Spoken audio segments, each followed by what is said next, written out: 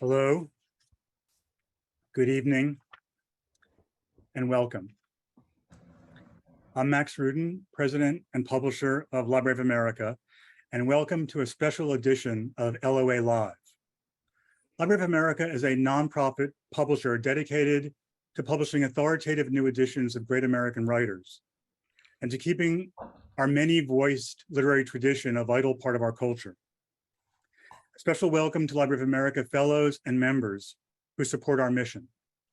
2022 is Library of America's 40th anniversary year, which we're celebrating with special events like this one. Please check our website, loa.org, for updates. Tonight, we welcome a remarkable group of special guests for a tribute to Gary Snyder, poet, essayist, scholar, teacher, celebrant of the wild, ecological visionary, Zen Buddhist, and citizen of the South Yuba River watershed, the Pacific Rim, and Turtle Island.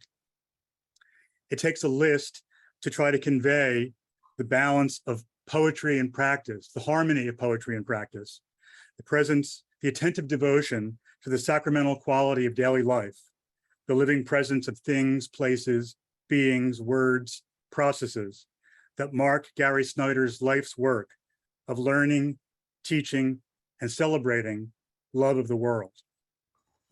Gary Snyder joins us later from Nevada City, California. His collected poems are published this month in Library of America, volume number 357 in the series, edited by Jack Shoemaker and Anthony Hunt, who join us shortly. The LOA Snyder edition is published with support from Margaret and William Hurst, Bruce R. Bailey of Tokyo, and the Poetry Foundation. The volume is available for endowment through the Guardians of American Letters Fund to keep it permanently in print. For details, visit loa.org/support or send us an email. A link to the book will be dropped in the chat. Special thanks to our promotional partners for this program: Alta Journal, the Association of Literary Scholars, Critics, and Writers, the Northeastern Ohio MFA program at Youngstown State University, Boutelle-Day Poetry Center at Smith College, and Wick Poetry Center at Kent State University. So tonight, to honor, thank, and celebrate Gary Snyder, an evening of poetry, appreciation, and storytelling. We will hear, in order of appearance, from Robert Haas, Governor Jerry Brown, Jane Hirschfield, Kim Stanley Robinson, Ping Wang, Peter Coyote, Brenda Hillman, Anthony Hunt, Jane Vandenberg, Tom Killian, Jack Shoemaker, and Gary Snyder. We invite you to share your own comments and stories in the Q&A box. The Q&A button is on your menu bar. Please let us know where you're viewing from. And now, please welcome Robert Haas. Thank you, Max. It's a pleasure to be here and to be celebrating Gary and his work, also the work of the Library of America, and of the brilliant editorial job done by Jack Shoemaker and Anthony Hunt. Gary Snyder's range of reference is enormous, and so the notes that I've just been teaching myself are really wonderful and really helpful. If you wandered into the basement of City Lights bookstore in 1960, if you were a college student and wandered in and found a little chapbook with the title Rip Rap, and you opened it to the first poem, here's what you'd get. It's called Mid-August at Sourdough Mountain Lookout. Down valley, a smoke haze. 3 days heat after 5 days rain. Pitch glows on the fir cones. Across rocks and meadows, swarms of new flies. I cannot remember things I once read. Few friends, but they are in cities. Drinking cold snow water from a tin cup. Looking down for miles through high, still air. In 1960, among the books you would find there is maybe Auden's Age of Anxiety,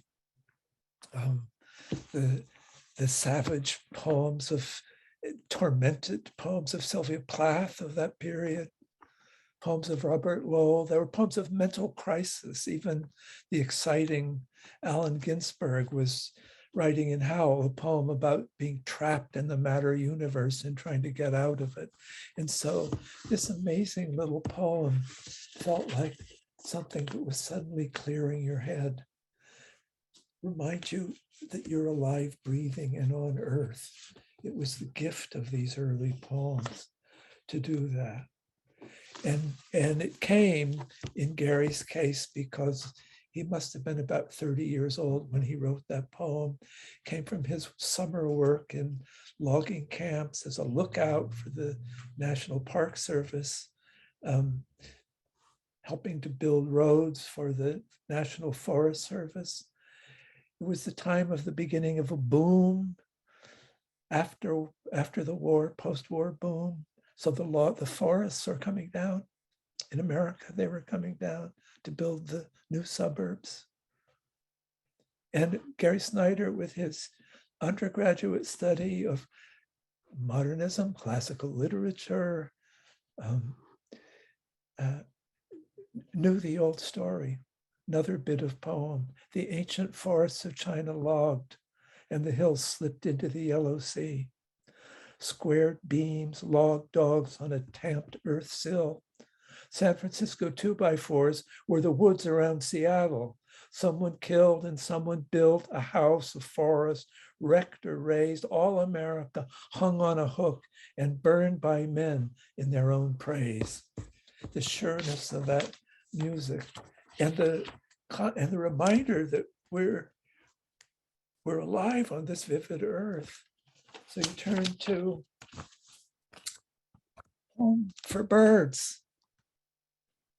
Birds in a whirl drift into the rooftops, kite dip, swing to the sea bank, fog roll, form, dots in air changing line from line, the future defined, brush back smoke from the eyes, dust from the mind with the wing feather fan of an eagle. A hawk drifts into the far sky, a marmot whistles across huge rocks, rain on the California hills, mussels clamp to sea boulders, sucking the spring tides. Just writing so alive. I remember reading in one poem the line, high in a pine, the twang of a pygmy nuthatch. And my response was, I want to go listen to a pygmy nuthatch high in a pine, but I also want to know what I'm hearing. It was a terrific invitation just to pay attention to the vivid world we were living in. What came with this, that book might have been set right next to a journal started in City Lights called Journal for the Protection of All Being, of what nobody was really talking about in 1960, the vision of the physical world and our relation to it. Gary had already done his studies in Native American mythology, in anthropology at Reed College before he came down to the Bay Area.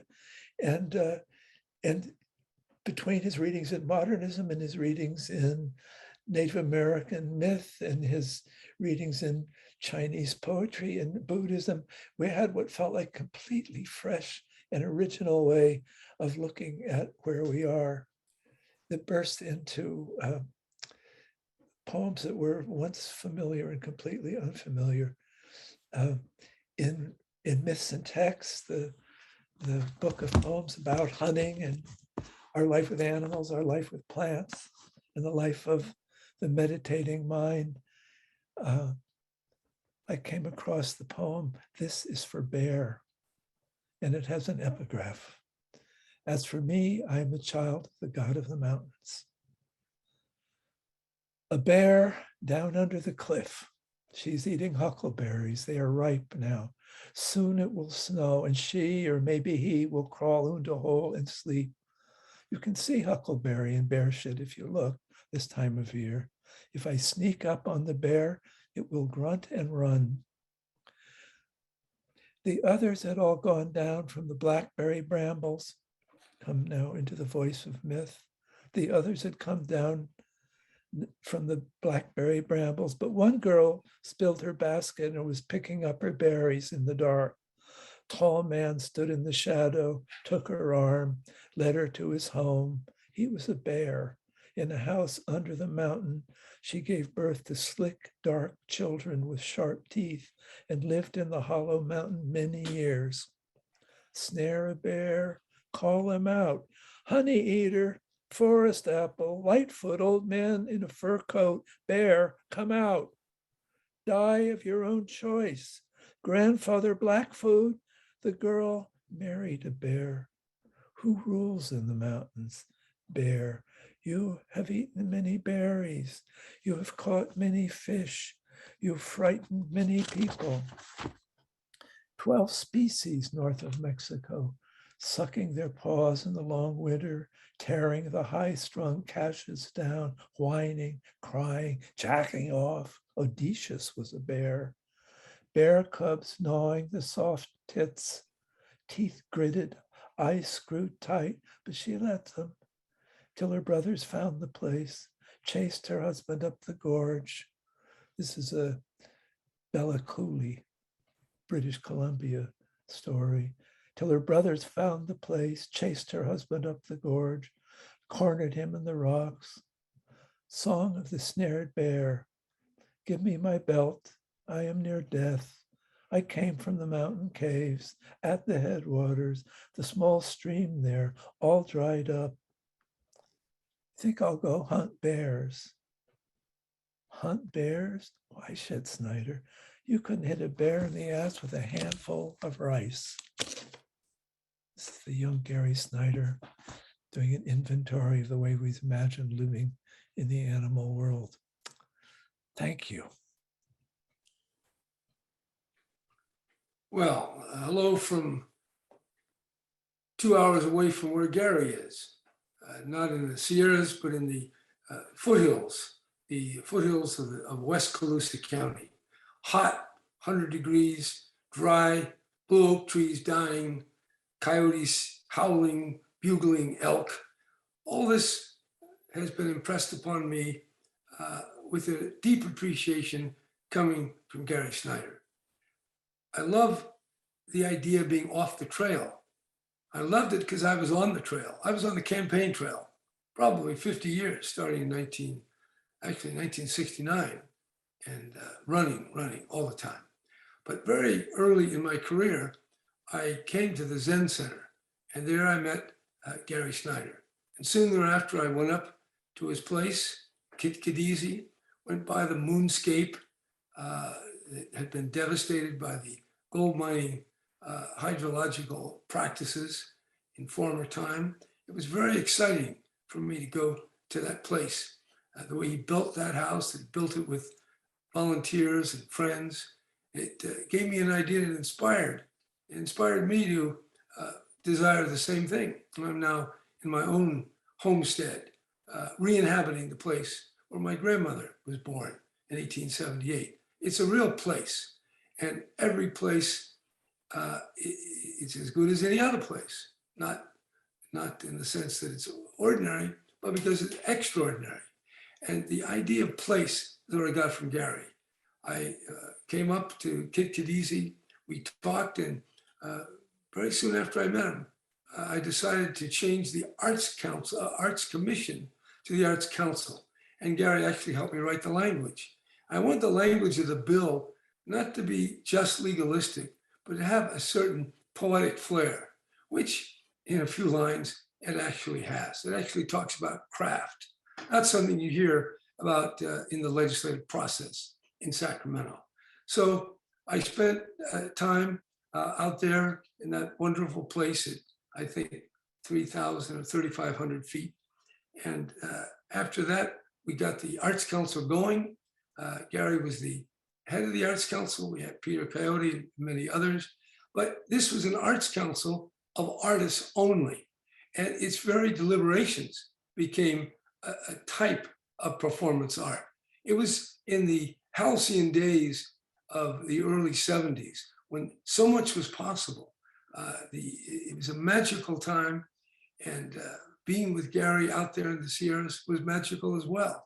And so too, the idea of the Arts Council and what it would do. Concretely, it sent artists and residents into the prisons, into hospitals, something that came from the idea into the reality, something very important. But what I learned about place, in a campaign, you're moving from one city to the other.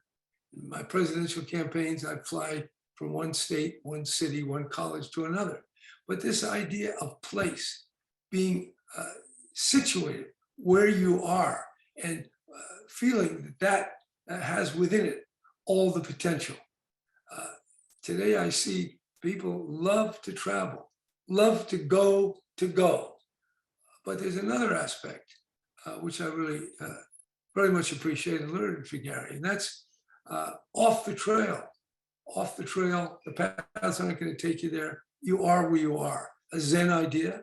I went and studied and practiced Zen meditation in Kamakura, Japan. That was inspired by Gary. Living now in this place that had been abandoned for over 50 years and giving it now life. Someone stopped here just last night and stayed overnight. What was once a stagecoach in the 1870s, stagecoach stop is still a stop for friends, for people who come by and I know. So I feel I'm living part of the poetry of Gary Snyder in a small way. And at a time when we were talking about management of the environment, technological solutions, Gary always hold out the more poetic, the more down to earth, some might say the more spiritual aspect of not the environment, but the place where we are. So much that I learned from Gary, and I will very much enjoy reading his poems in the years to follow. So thank you very much. So hello, everyone. I'm Jane Hirschfield, and I first saw Gary in 1971 when he came to my college. He gave a reading in a coffee house, and he also gave a talk at the East Asian Studies Coffee Hour on the Yamabushi mountain monks' practice of cliff climbing Zen. And, you know, I'd already been interested in Buddhism. I'd been reading Chinese and Japanese poems and no plays in translation. And one of the things I especially loved about the no plays was that they showed it was possible for a person to have a serious interest in Zen and still have other elements in their lives. And so Gary came, and here he was, a serious practitioner of Zen with an earring and a ponytail and laughter. 3 years later, I was driving down a mountain road into the wilderness to the only Zen monastery then existing in America. And thank you, Gary, for that.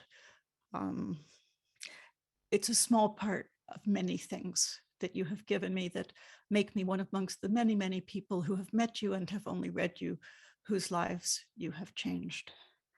I'm going to read now 3 poems, all of which in some way maybe relate to that earring and that ponytail, in that they hold the world of regular work and its tools. They hold Gary's lifelong non-separation from other human beings and all beings, and they hold also his repair of the world. So the first one is iconic, and I feel a special relationship to it because I have not only woken up to the wake-up bell in a Zen monastery, I also drove not a log truck, but an 80,000-pound lumber truck briefly. So why log truck drivers rise earlier than students of Zen.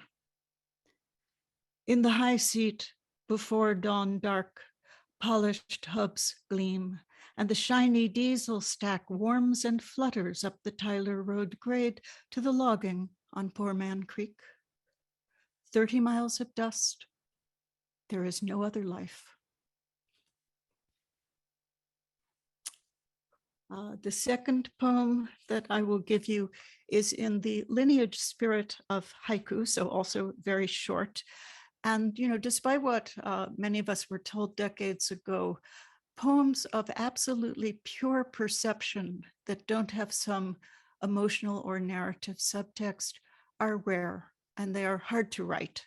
And this poem is one of those, I think. A dent in a bucket. Hammering a dent out of a bucket. A woodpecker answers from the woods. It shows Gary doing what he does in so many of his poems, repairing what is damaged with his own hands in repair that can actually be done. The last poem I'm going to read you is in the same spirit of taking care of what's been given you to care for, but comes from a very different lineage of saying. Gary is local and global. His poems are of this moment and of deep time. And this poem, Gary through and through, also has in it the echo of Christopher Smart's famous poem in celebration of his cat, Jeffrey, Jubilate Agno. So here is Why I Take Good Care of My Macintosh. Because it broods under its hood like a perched falcon, because it jumps like a skittish horse and sometimes throws me, because it is pokey when cold, because plastic is a sad, strong material that is charming to rodents, because it is flighty, because my mind flies into it through my fingers, because it leaps forward and backward, is an endless sniffer and searcher, because its keys click like hail on a boulder, and it winks when it goes out, and puts word heaps into hoards for me, dozens of pockets of gold under boulders in stream beds, identical seed pods strong on a vine, or it stores bins of bolts, and I lose them and find them again.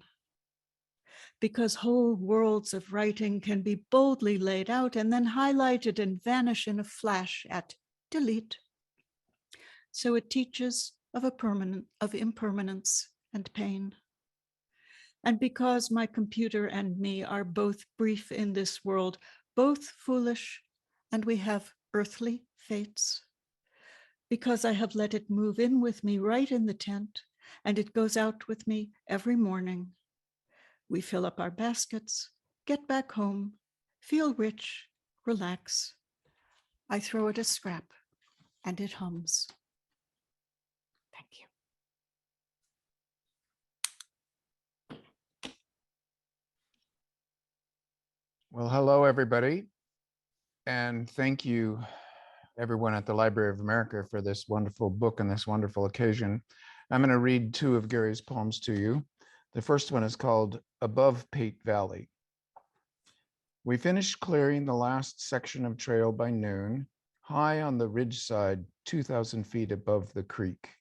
Reached the pass, went on beyond the white pine groves, granite shoulders, to a small green meadow watered by the snow, edged with aspen, sun straight high and blazing, but the air was cool. Ate a cold fried trout in the trembling shadows. I spied a glitter and found a flake, black volcanic glass, obsidian by a flower. Hands and knees, pushing the bare grass, thousands of arrowhead leavings over 100 yards. Not one good head, just razor flakes on a hill snowed all but summer, a land of fat summer deer. They came to camp on their own trails. I followed my own trail here. Picked up the coal drill, pick, single jack, and sack of dynamite, 10,000 years. Well, that vision of deep time and of the people who lived in California before us and still live here was rather astonishing to hear about in 1954. And in fact, I missed it the first time I read that poem and thought my own discovery of obsidian in the High Sierra was news. And so this was a bit of cryptonesia to run across Gary's earlier discovery. And it's a beautiful thing to see up there whenever you get the chance. Now, the second poem is called Gold Green, and it's from circa March 1978, it says. And I have to say, not the least of the beautiful things about this wonderful book is that there are a full 60 pages of uncollected poems that even the biggest fans of Gary's will perhaps not have ever seen before. So the book is, again, bringing the news. So this is Gold Green.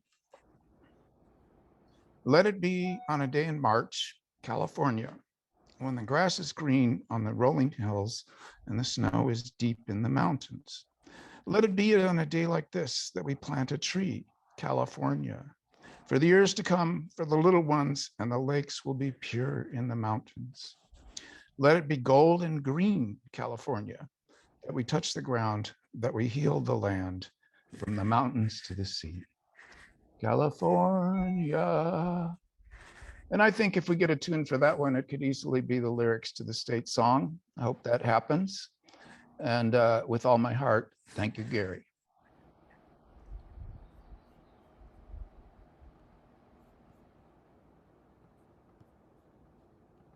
Hi, my name is Wang Ping.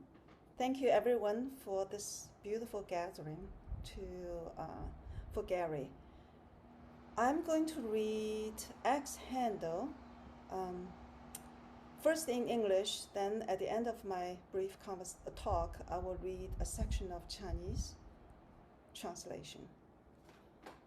One afternoon the last week in April, showing Kai how to throw a hatchet, one half turn, and it sticks in the stump. He recalls the hatchet head without a handle in the shop and gets it and wants it for his own. A broken off axe handle behind the door is long enough for a hatchet. We cut it to length and take it with the hatchet head and the working hatchet to the wood block. There I began to shape the old handle with the hatchet, and the phrase first learned from Ezra Pound rings in my ears. When making an axe handle, the pattern is not far off. And I say this to Kai. Look, we'll shape the handle by checking the handle of the axe we cut with. And he sees. And I hear it again. It's in Lu Ji's Wenfu, 4th century AD, essay on literature. In the preface, in making the handle of an axe by cutting wood with an axe, the model is indeed near at hand. My teacher, Shi Xiangchen, translated that and taught it years ago. And I see, Pound was an axe, Chen was an axe. I'm an axe, and my son a handle, soon to be shaping again, a model and tool, craft of culture, how we go on. I started translating this poem in 1988 when I was working for Allen Ginsberg, who was hosting the first America-China Poetry Festival. That's also when I met Gary Snyder in the Modern Art Museum. And I thought I knew what I was doing, but boy, like in 2020, when I started translating the poem again for Gary's Lifetime Achievement Award from China, I just thought, wow, I really didn't know how to translate the seemingly simple poem, right? I have all the words, in both languages, all the images I understood, I thought I understood, but my translation cannot enter the energy field of this poem. So I carry the questions, I needed a key, right? So I went to Kikidisi in 2021, actually, to host this award ceremony for Gary. And I encountered Kai early in the morning. So I asked him, what is the difference between the axe and hatchet? Kai smiled, took me to the woodshed, and pulled out this leather pouch, then took out the hatchet, said, this is the hatchet Dad and I made, described in the poem. And I was speechless. Like, what is the chance to see the very hatchet described in the poem so many years ago? And then Kai started showing me how to throw the hatchet 1.5 turn and let it stand in the stump. We had so much fun trying that. Then Kai took me to the barn library on the hill, and it was open to the elements, right? And Kai just walked in and pulled out a book from the shelf. I don't think he knew what book he was pulling. Then he opened the page and he started shouting, "Ping, come over here, you must come here." And I went over and then I saw Axe Handle Pound translation of Book of Song, number 72. How does one cut an axe handle? Without an axe, it is impossible. How does one take a wife? Without matchmaker, she cannot be got. Cut an axe handle, cut an axe handle. The pattern is not far to seek. Here's a lady with whom I've had a love meeting. Here are my dishes, all in a row. And on that poem, Gary's beautiful handwriting saying, I read this on which day and I'm using it for axe handle. And I just gasped for air because just many things are here at this moment, right? You know, this is the edition, the original edition that Ezra Pound's translation of Book of Songs that I've been looking for over 35 years. And I have every book by Ezra Pound, but I just could not find this. But here it is, right? And Gary obtained this book in San Francisco in 1965, which he marked very carefully in his beautiful calligraphy. So what is the chance that I could find, suddenly I felt I got the key to enter to how to translate this poem, right? But what is the chance, right?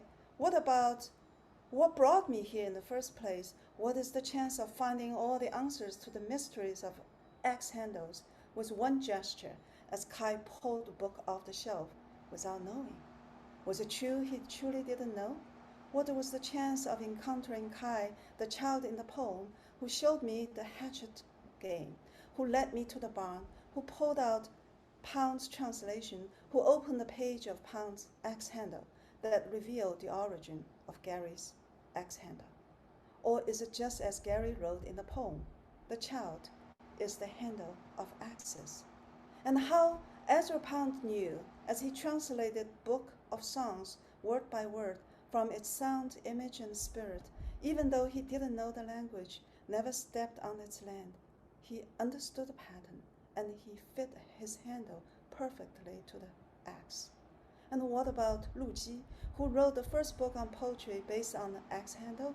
He didn't quote directly from Confucius' Book of Songs, the number 72 poem, a love song by a young man pining for her beloved. No Chinese scholars ever mentioned the link between poem 72 and Lu Ji. Pound translated Book of Songs, but didn't know Lu Ji's essay. Yet, the form is there already.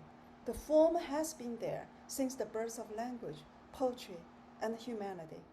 It has been waiting for Gary, an American poet, translator, Zen master, and deep ecologist, to connect the dots.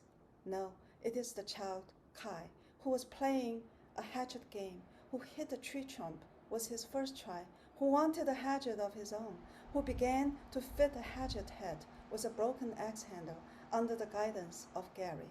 As the father and son brought a handle and axe to the machine, trying to fit the two together, something clicked, something illuminated the mystery of the cosmos, how everything began, worked, progressed, and passed on. Cut an axe handle, cut an axe handle. The pattern is not far to seek from Book of Songs, 600 BC, translated by Ezra Pound. I will read a section of Chinese translation. 我首次读到的庞德名言，在我耳边响起：造福并驰，斧的模式不会离我们太远。于是我对凯说：“瞧，我们用削斧柄的斧头来矫正我们所需的斧柄。”凯明白了。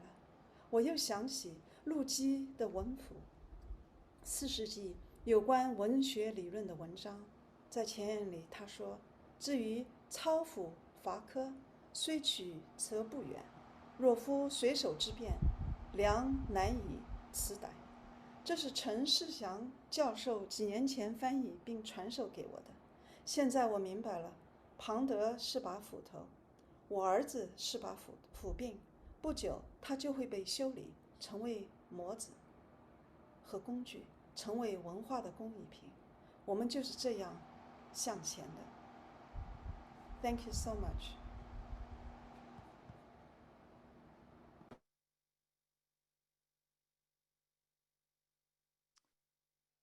Good evening, everybody, or good afternoon where I am on the West Coast. My name's Peter Coyote, and it feels like every voice in this convocation is coming directly out of my heart. Feels like they're expressing something I've seen or felt about Gary. I was born in 1941, and in the 50s was my first collision with political reality. There were a lot of socialists and communists in my family, labor organizers, union people that were being ravaged by the McCarthy period. And it was complicated because in the 1940s and 50s till the late 50s, Jews were not white people. So there were places in my town I couldn't go join my friends at the swimming pool. It inculcated a kind of rage. And I started reading the Beats. And it didn't take long until I realized that Gary was somebody I was really interested in. Jack Kerouac found him interesting enough to write a book about him. And in 1960, as Bob mentioned, I was a college student, and I was part of the black turtleneck sweater, camel cigarette crowd. And of my crowd of 4 friends, 3 of us did become writers. But what we all shared in those days was fascination with Donald Allen's book, Modern American Poetry, 1945 to 60. And we would meet in the student union and share poems by Denise Levertov and Robert Duncan and Phil Whalen. And the West Coast guys really interested me, Lou Welch and Gary Snyder. And I came across this poem that I'm going to read today by Gary's. And I thought, wow, this guy was a wobbly. I get it. And suddenly I saw the connection between an interest in Zen and Zen practice, which until that point had just been reading and a lot of ideas to me. And later, actually less than almost 10 years later, 9 years later, Lou Welch introduced me to Gary. And by that time I'd been living in California and was friends with a lot of poets. I'd come out here to study with Robert Duncan. And Gary really interested me. And it seemed to me that he had a key to what a Buddhist life would look like. So luckily I grew up on a farm and I was handy with a chainsaw and tools. And I finagled my way as a day laborer often to help him cut brush and talk to him. And the breadth of the conversations was just kind of astounding, honestly. And one day in exasperation, I said, Gary, how do you organize all this shit? And he said, well, you're the first person that ever asked me. And he took me into a room and there was a huge library card catalog. And these catalogs were completely full. There'd be a section on Buddhism. It would say Asian Buddhism. That would be subdivided, Vietnamese, Indonesian, on and on and on. And then around the edge of the room, there were journals notated to these cards. And suddenly I got the breadth of the organization and the discipline that was required to hold the world in mind like that. And 2 years later, I started sitting Zazen and it stuck. And I'm still sitting. I'm an ordained priest and a transmitted teacher, but this poem can still get my pulse up. And I love it. And so I want to read it because it's the first Gary Snyder poem I ever read. It's called This Tokyo. Peace War, religion, revolution will not help. This horror seeds in the agile thumb and greedy little brain that learned to catch bananas with a stick. The millions of us worthless to each other or the world, or selves, the sufferers of the real or of the mind. The world is but a dream, or human life, a nightmare grafted on solidity of planet. Mental, shudder of the sun, praise evil submind genius of Desaad, or highest Dantean radiance of the god, or endless light, or life, or love, or simple tinsel angel in the candy heaven of the poor. Mental divinity or beauty, all. Plato, Aquinas, Buddha, Dionysus of the cross, all pains or pleasures, hells or what's in sense or flesh, logic, eye, music or concoction of all faculties and thoughts tends to this gaudy apartment of the rich, the comfort of the US for its own, the shivering pair of girls who diked each other for a show, 1,000 yen before us men in an icy room to buy their relatives a meal.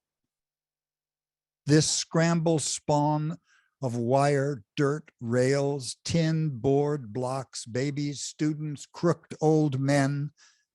We live on the meeting of sun and earth. We live. And all our lives have led to this city, which is soon the world. This hopelessness, where love of man or hate of man could matter none. Love, if you will, or contemplate, or write, or teach, but know in your human marrow, you who read, that all you tread is earthquake, rot, and matter mental, trembling. Freedom is a void. Peace, war, religion, revolution will not help. Gary, thank you so much.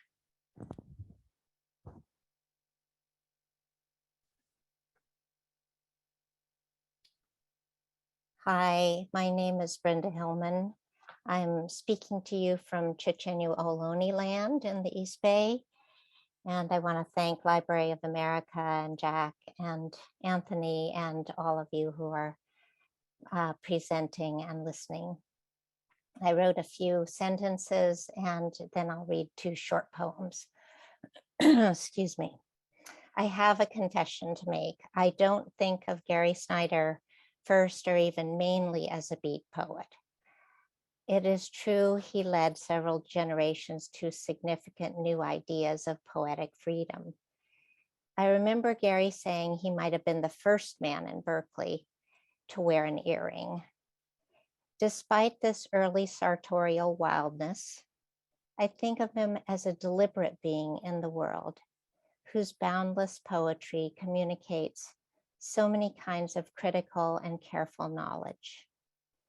One kind of knowledge is that of pure sounds of words that are crisp, solid, and clear. He brings them into radical relation. His poems sound like someone breaking stones to make a path, as his poem Rip Rap describes. The words, in order, gather meaning from an almost abstract music. His rhythms grow mastery and form that are palpable and specific. Another kind of knowledge is that of cultures in addition to, but not instead of, dominant white American cultures, including literary cultures.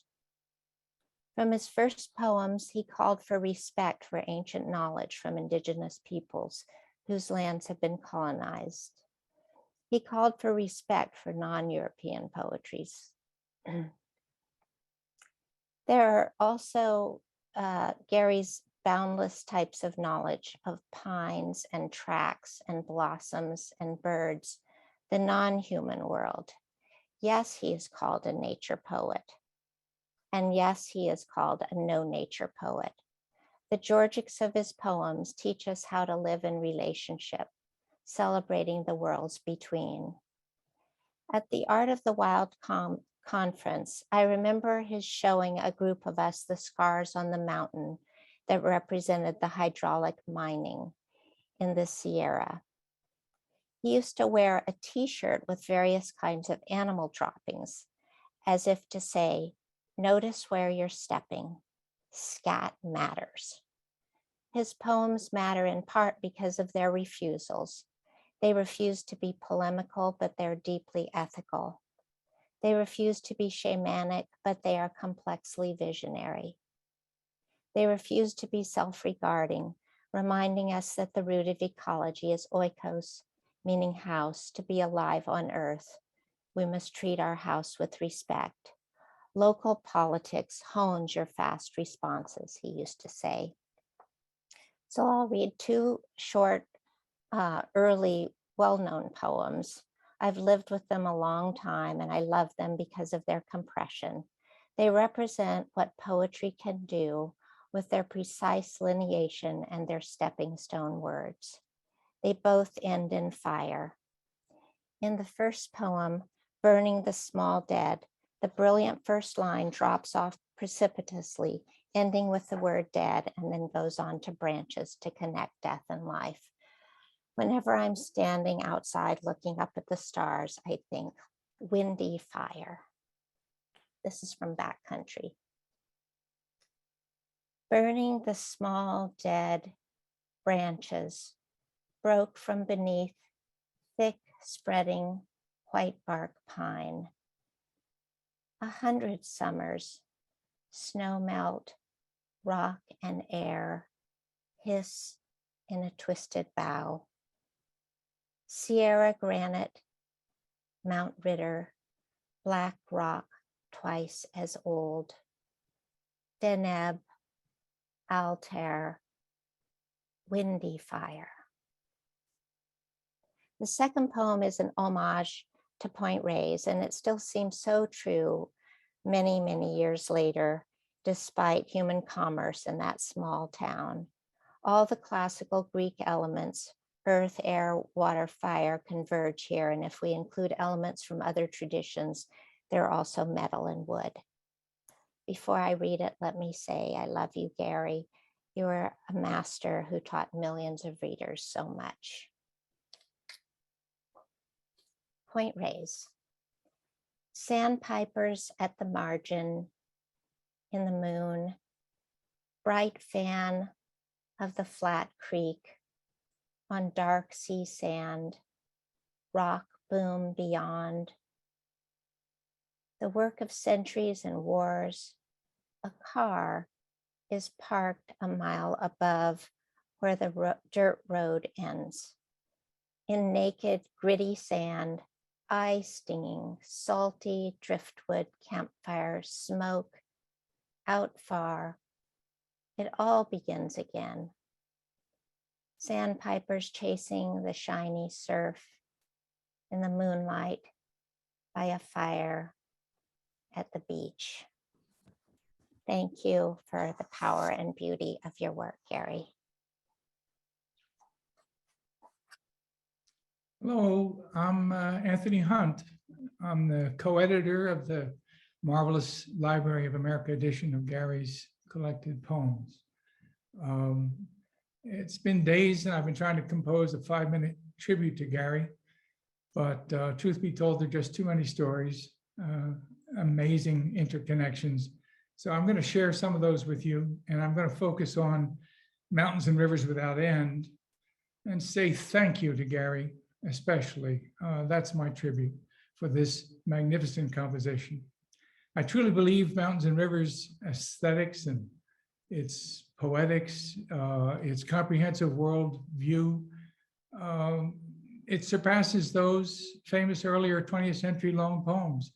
And I'm talking about T.S. Eliot and William Carlos Williams and Ezra Pound and so many more who attempted the long poem.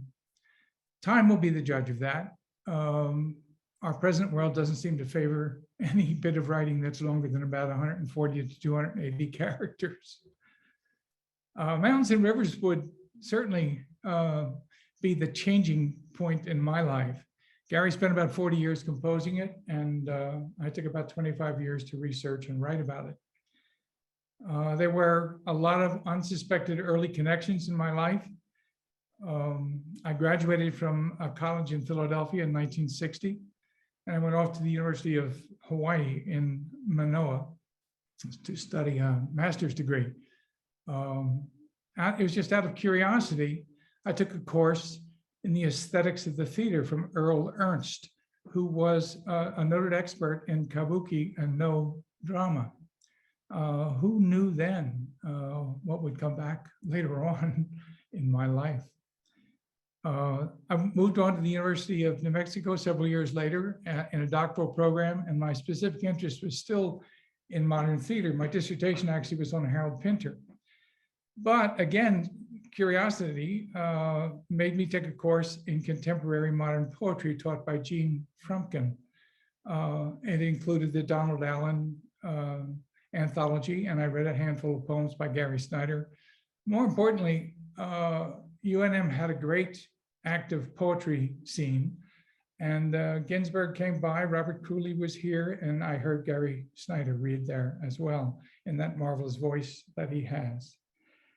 By the fall of 1971, I was a young professor teaching in Maine, and for silly reasons, I became the teacher of a modern poetry course, not drama.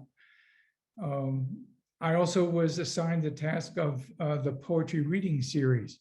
And together with a student, Gary Lawless, who actually later went to Kit Kit Dizzy, and I think he's known as Blackberry in the Kit Kit Dizzy community, we were able to get Gary Snyder to come to campus. He was a lot cheaper than Robert Bly, I'd have to say that. I remember that he enacted a no play in one of my colleagues' classes, read some of it, stamped around with it a little bit. He was staying in my house at that time for those 3 days. And he told my 3-year-old daughter, she called him Gary Snyder, that she shouldn't worry too much over her pretty yellow dress. He also told me to stop writing poetry that was stuck on the left-hand margin, utilize the space on the page. At this college, we also had a speaker program that Joseph Campbell came. I had read his book, Hero with 1,000 Faces, because I had a general interest in mythology.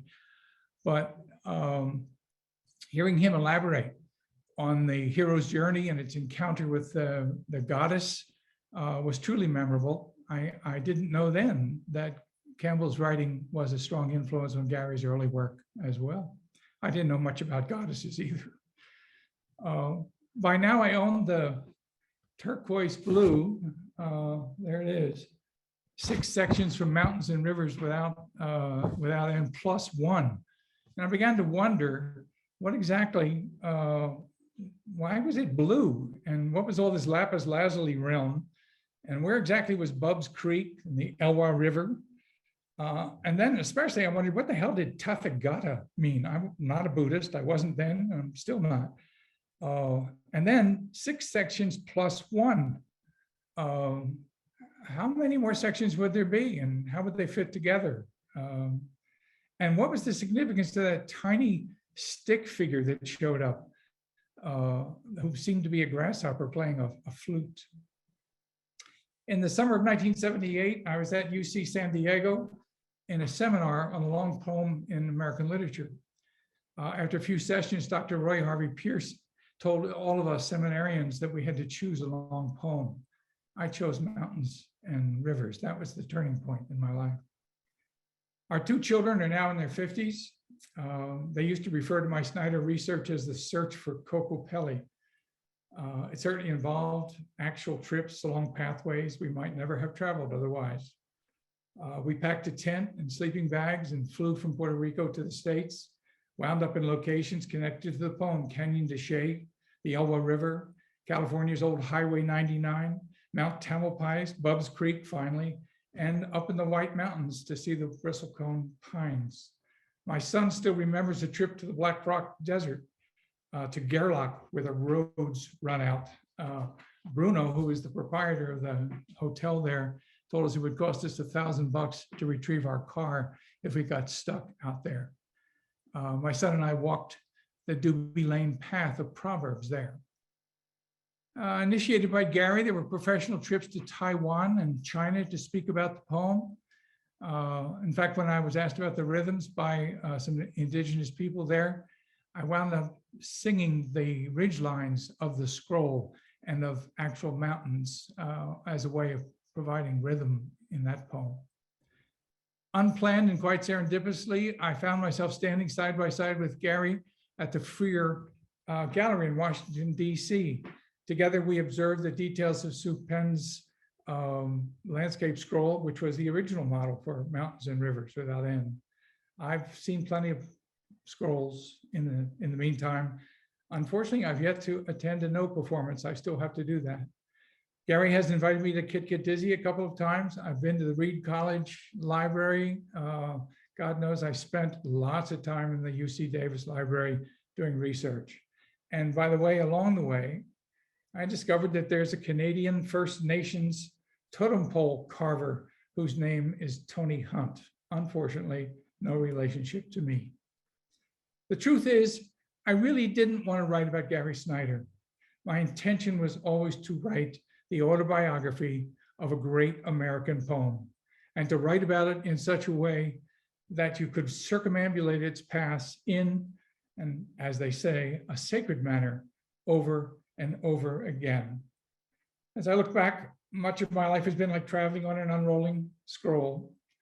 Who knew what the next panel might reveal, or what people we might meet? I stamped my foot, 9 vows.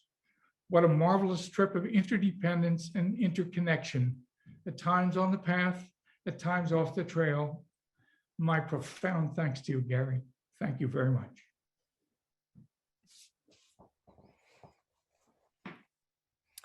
Hi, I'm Jane Vandenberg, and I want to read a poem from Turtle Island, and it's called Avocado, and it goes: the Dharma is like an avocado, some parts so ripe you can't believe it, but it's good, and other places hard and green without much flavor, pleasing to those who like their eggs well cooked. And the skin is thin. The great big round seed in the middle is like your own original nature, pure and smooth. Almost nobody ever splits it open or ever tries to see if it will grow. Hard and slippery, it looks like you should plant it, but then it shoots out through the fingers, gets away. My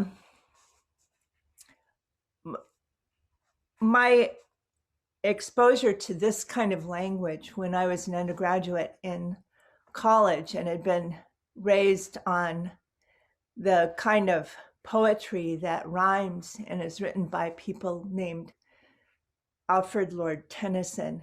This just blew my mind. I thought, my God, this person is writing this deep and complex poem in the vernacular. It was the conversational ease and the fact that there was nothing lazy about this, and yet it sounded like the way people spoke. I felt the gift at that point of being given not only an American language that wasn't beholden to Englishness, but also wasn't Eastern, where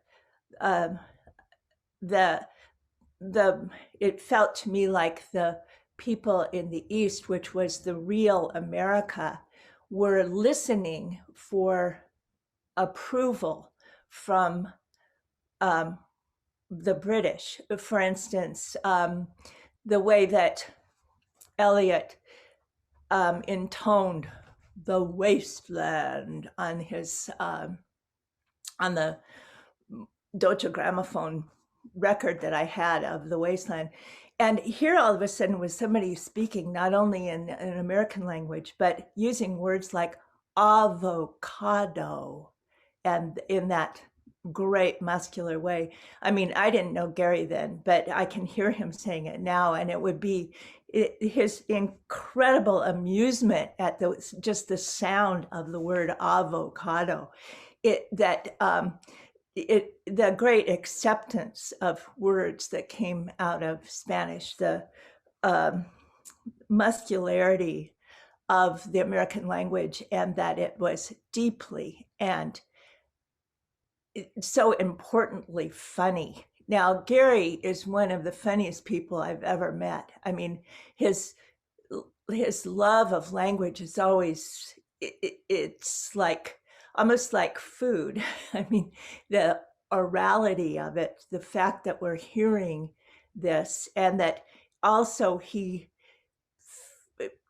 seems to teach us that nothing is foreign, that everything can be here for us to know, that we don't necessarily have to have our eggs well cooked, that I don't know what original nature is. I've got an inkling, but it's capitalized here, so I know I could go look it up.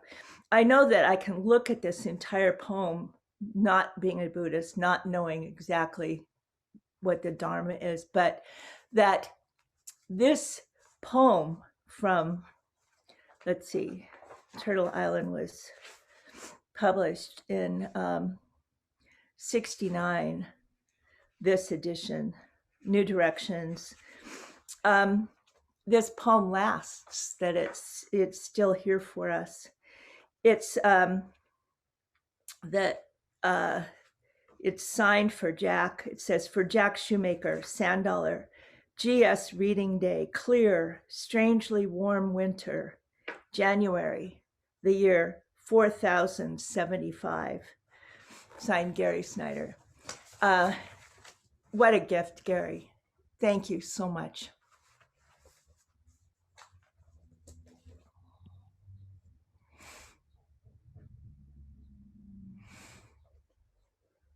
Hello, everybody. I'm Tom Killian. I'm a woodcut printmaker and fine book printer, and I've collaborated with Gary on a number of books.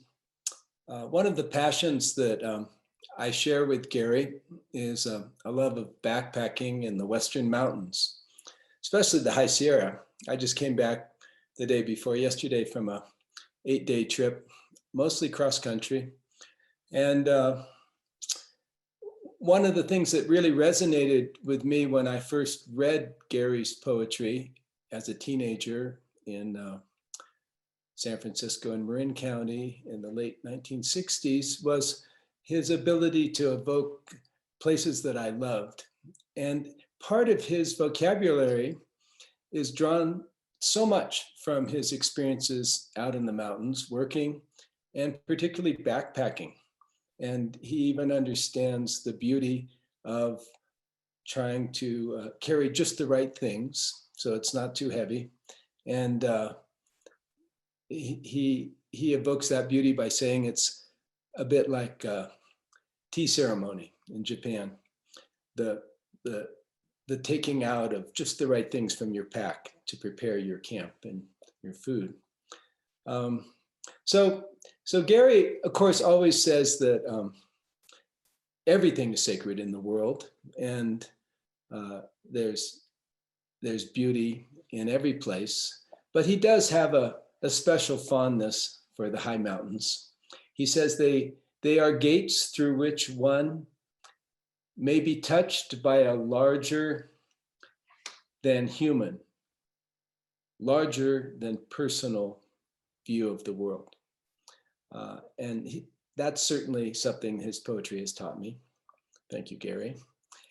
So I want to read a poem that's all about the wonders of walking through the natural world of our wild lands. It's called For All. And I'll talk a little bit more about it after I read it.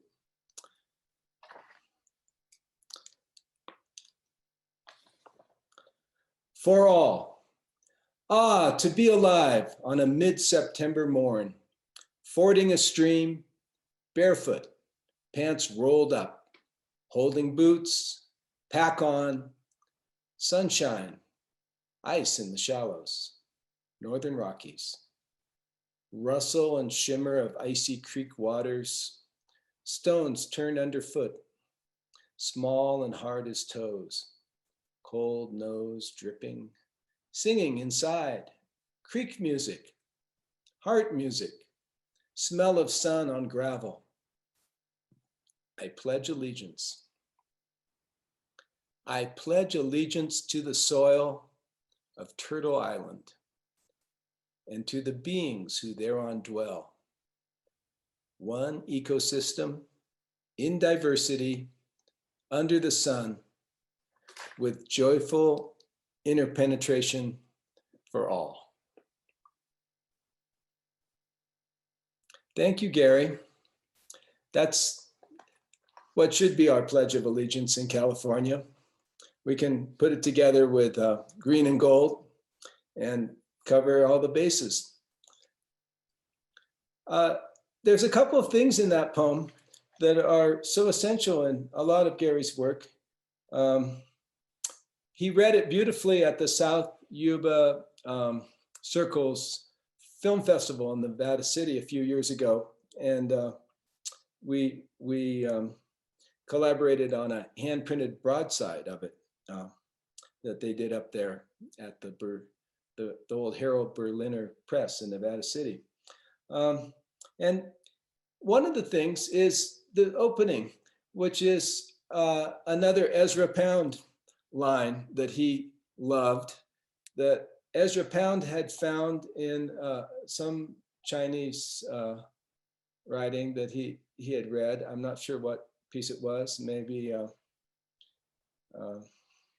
someone else knows. And it's the idea of making it new, every day making it new. It comes up in a lot of his poetry, and he often attributes it to Ezra Pound, but I think Ezra Pound found it on a, that it had once been inscribed on the bathtub of a Chinese emperor.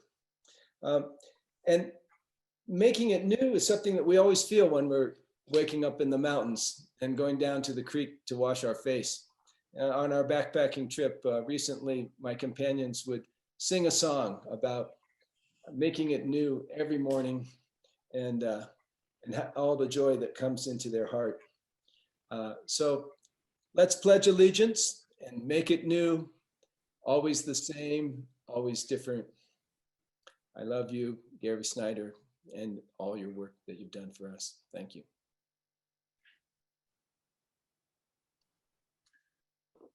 Thank you. I'm Jack Shoemaker. I want to first thank the Library of America, all of their staff, especially Max Rudin and Trish Hord and the others who put this book together. It was a true joy to work with them. And I want to thank everybody who showed up today. This has been an amazing thing to listen to and to be a part of. And I'm very grateful to all of you. Bob started off by suggesting that there was a time in the mid-60s when people went to City Lights to find a small chapbook. And I was one of those people. I celebrated getting my own driver's license by driving to City Lights and going to the poetry section, which was then down in the basement. And there was a chapbook bound in Japanese style with a paste label called Rip Rap. And I'd kind of expected it to be there. I first met Gary's mother when I was in high school, and we both lived in a small town in Central California. She often talked about her son, the poet. Gary was a dutiful and loving son, and during the years he lived in Japan, he kept in regular touch with his mother, Lois Hennessy, and made regular visits to see her. A while after she and I had met, quite a while, Lois came up with a letter and a gorgeous calligraphed poem Gary had sent from Japan. She said how she wished she had copies to share with people. This was a long time before Xerox, and I think the only available method of copying something like that would have been to go to a blueprint shop. but we had a Gestetner tabletop offset press in our bedroom.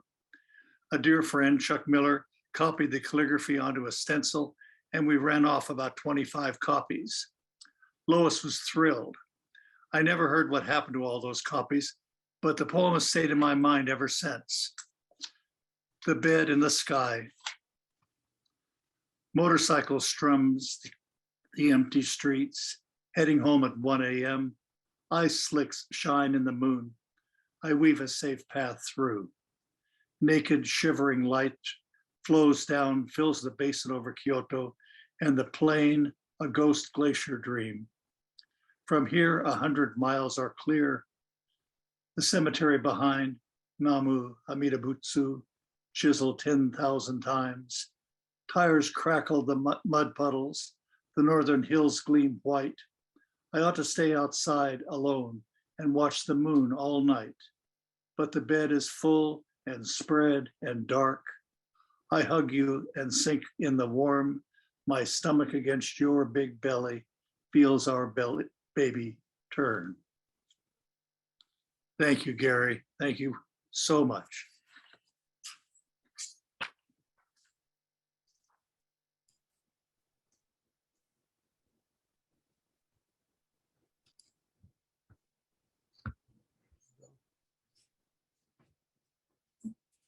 Is it my turn? It's your turn.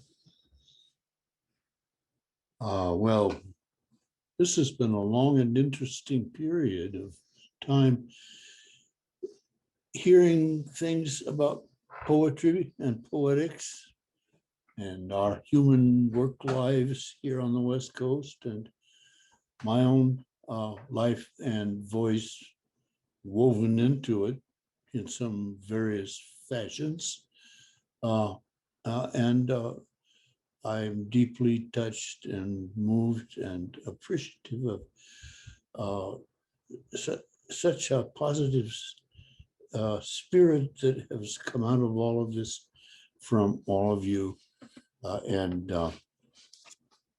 almost makes me feel it's been the work. It's been worth the work, which hasn't really been a lot of work. It's been a lot of fun.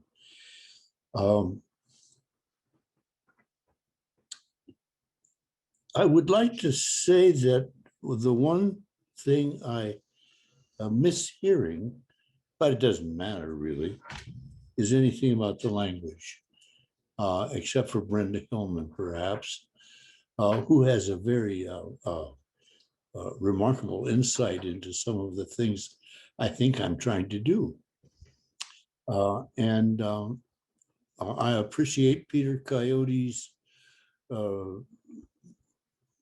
memories of the workers, the labor unions, the politics that we all were thrashing around in back in the 70s and 60s and earlier than that.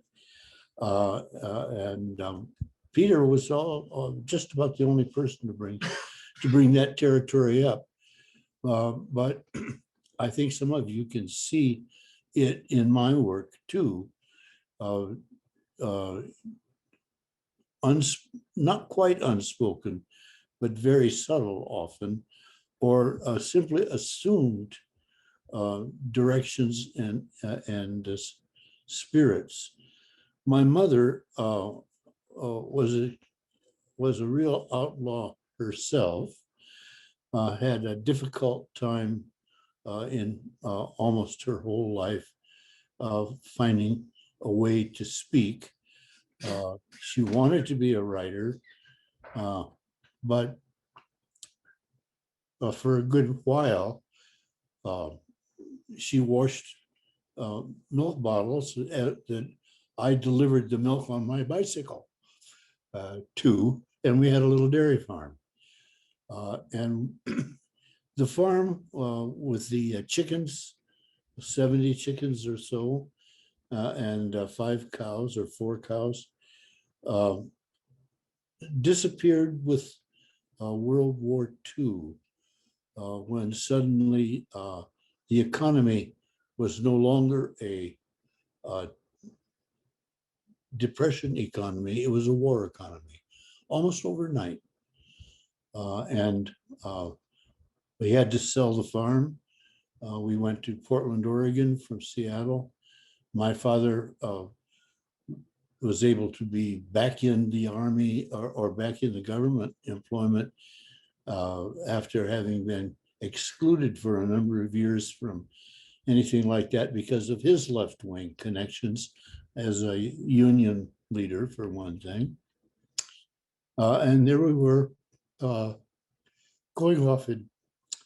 My mother became a newspaper writer because all of the male newspaper men had gone to war. And my father ended up being a advisor to returning veterans as to what kind of an education they might want to get. And I was by that time entirely on my own anyway, and only tried for my only connection with my family for the rest of my life was trying to be nice to them, which wasn't hard. So it was the touch of the possibilities in the early writings of Ezra Pound that somehow reached me. It's a mystery how one gets reached by certain things. And there were a few, not a whole lot of poems and poets and readings that stuck in my mind enough to make me play with them.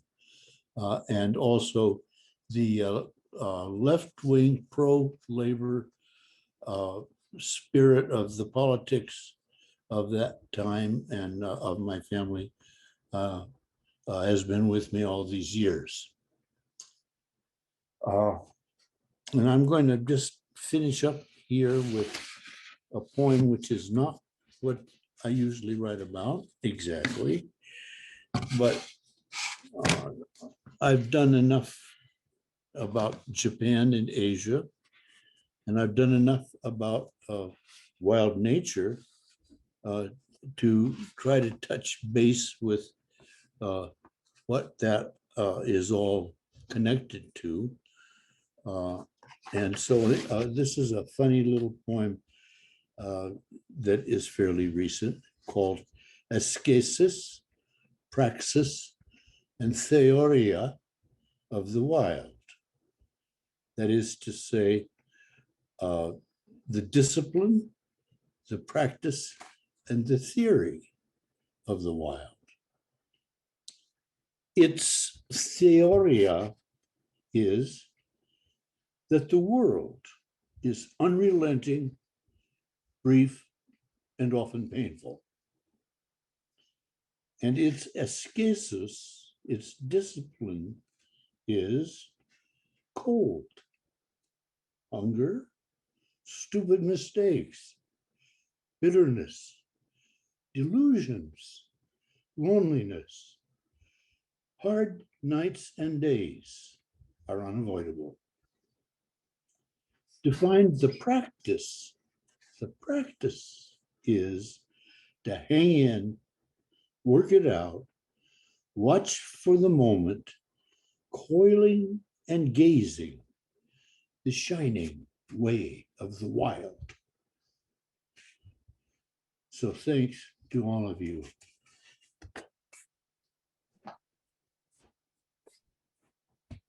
Thank you so much, Gary. That was fascinating and amazing. The whole evening was fascinating and amazing. Thanks to everyone. You've been listening to a tribute to Gary Snyder, whose collected poems have just been published in the Library of America series, edited by Jack Shoemaker and Anthony Hunt.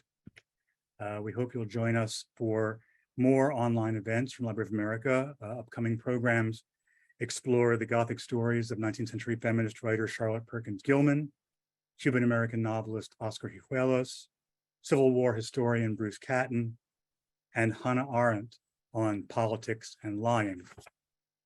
For details on these and other events, check our website, loa.org, where you'll also find information about Gary Snyder's collected poems and links to purchase it and other editions of Great American Writing. You'll also find recordings of tonight's and previous LOA Live events. Thanks so much again to Robert Haas, Governor Jerry Brown, Jane Hirschfield, Kim Stanley Robinson, Wang Ping, Peter Coyote, Brenda Hillman, Anthony Hunt, Jane Vandenberg, Tom Killian, Jack Shoemaker, and Gary Snyder. Thanks so much for joining us. Have a wonderful evening.